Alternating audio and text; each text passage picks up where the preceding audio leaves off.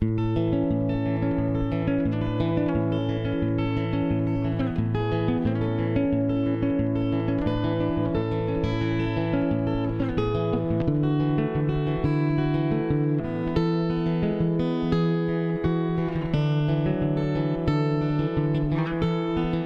père était très amoureux du Gave.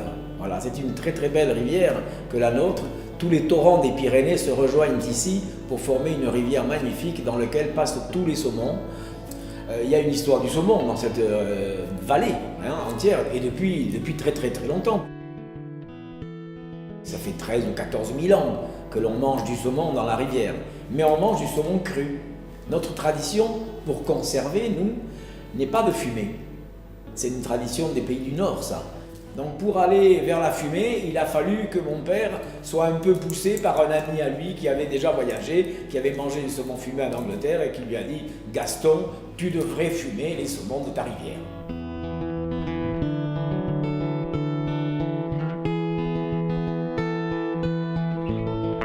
Vers les années 50, il a envoyé le chef de fabrication au Danemark pour apprendre, voilà, chez les spécialistes.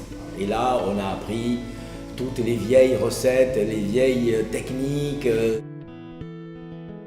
Le fait de saler au sel sec, bien évidemment, le sel sec fait sortir l'eau du produit et donc ça renforce le goût. On tient la queue en l'air pour pas qu'elle se sale trop, parce que comme on fume en suspens, naturellement, les sucres vont couler et donc vont saler la queue. Il est revenu avec les plans des fumoirs danois, avec le bois avec lequel fumaient les Danois.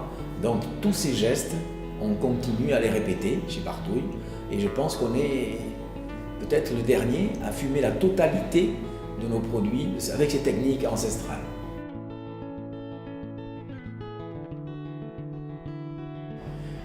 Ils ont au moins deux avantages. Le premier, c'est que la fumée passe en continu. C'est toujours de la fumée renouvelée. Et surtout, il y a un très faible débit de fumée. Donc les saumons vont rester longtemps, peut-être une vingtaine d'heures. Et puisqu'il y a très peu de fumée, la température du foyer qu'il a créé est très faible. Et quand la température du foyer est très faible, il n'y a que les bonnes odeurs qui passent dans la fumée. L'entreprise Barthouille doit être un des plus petits fumeurs de France. C'est sûr qu'il y a eu deux phénomènes. D'abord, la rivière a beaucoup moins de saumon qu'autrefois. Et puis, le métier s'est aussi beaucoup développé. Il a fallu faire appel à d'autres saumons, qui sont des saumons sauvages au début, en Écosse, en Irlande, dans la mer Baltique et aussi en Norvège. On fait tous les sauvages atlantiques, plus les élevages et les élevages bio. Les fournisseurs, pour les choisir, il faut y aller. En Norvège, par exemple, on a un vieux monsieur, Inge Lovo, qui fait le tour de la Norvège pour nous chercher des saumons, tant d'élevage que sauvages d'ailleurs. Et son père vendait des saumons sauvages à mon père. C'est de la vieille histoire, tout ça.